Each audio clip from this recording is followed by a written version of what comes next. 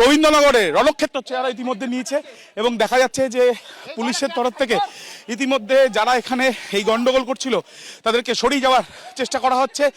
একের পর এক টিয়ার গ্যাসের সেল এবং দেখা যাচ্ছে বড় বড় পাথর ইতিমধ্যে আসছে এবং বড় বড় এই যে পাথর উড়ে আসছে, তার সঙ্গে সঙ্গে আগুন জ্বালিয়ে দেওয়া হয়েছে, বাইকের মধ্যে আগুন জ্বালিয়ে দেওয়া হয়েছে, পুলিশের একের পর এক গাড়ি ভাঙচুর, রক্তাক্ত পুলিশ এবং দেখা যাচ্ছে টিয়ার গ্যাসের সেল পুলিশের তরফ থেকে একের পর এক ফাটানো হচ্ছে এখানে। এবং যে পরিস্থিতি তৈরি হয়েছে তাতে কিন্তু বলতে বলতে একের পর এক পাথর পুলিশকে লক্ষ্য করে। এই যে পাথর উড়ে আসছে তার পেছনে কারণ এই যে দেখা যাচ্ছে পুলিশের তরফ থেকে একের পর এক টিয়ার গ্যাসের সেল।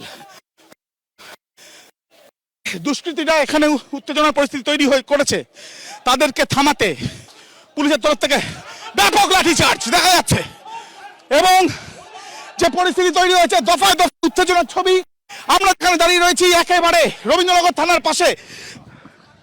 এখানে দেখা যাচ্ছে রবীন্দ্রনগর থানার পাশে ঠিক নাদিয়াল কলকাতা পুলিশের জুরিডিকশন, সেখানে মুড়ি মুরগির মতন পাথর পড়ছে এবং পুলিশের তরফ থেকে টিয়ার গ্যাসের সেল ফাটানো হচ্ছে এবং এখানে যে পরিস্থিতি তাতে পরিস্থিতি মোকাবিলার জন্য পুলিশের তরফ থেকে ব্যাপক লাঠিচার্জ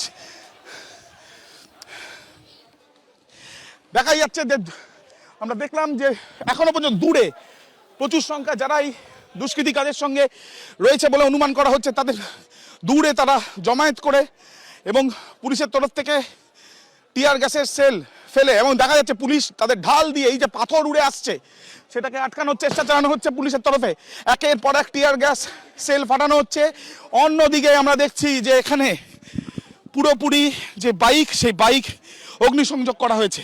সব মিলিয়ে যে পরিস্থিতি তাতে কিন্তু রণক্ষেত্র চেহারা নিয়েছে। ক্যামেরা শুভঙ্কর লাহার সাথে আবির দত্ত, এবিপি আনন্দ, কলকাতা।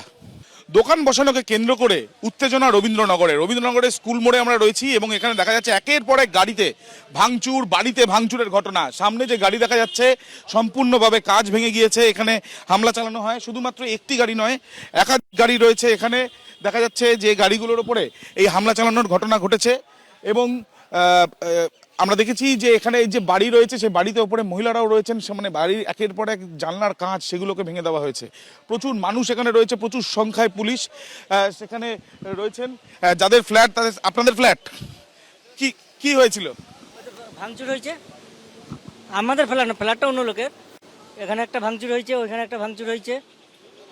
রবীন্দ্রনগর এই পাথর ছুড়ে এখানে অনেক মানুষেরা রয়েছে। পুলিশ কি ছিল দাদা এখানে যখন? চারটে পাঁচটা পুলিশ ওখানে ছিল।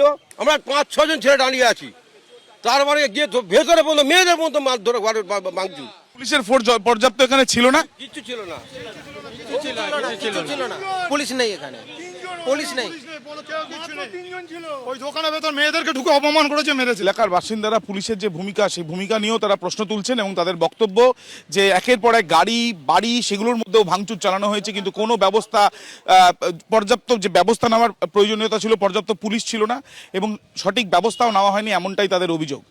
ক্যামেরায় শুভঙ্কর লাহার সাথে আবির দত্ত, এবিপি আনন্দ, রবীন্দ্রনগর।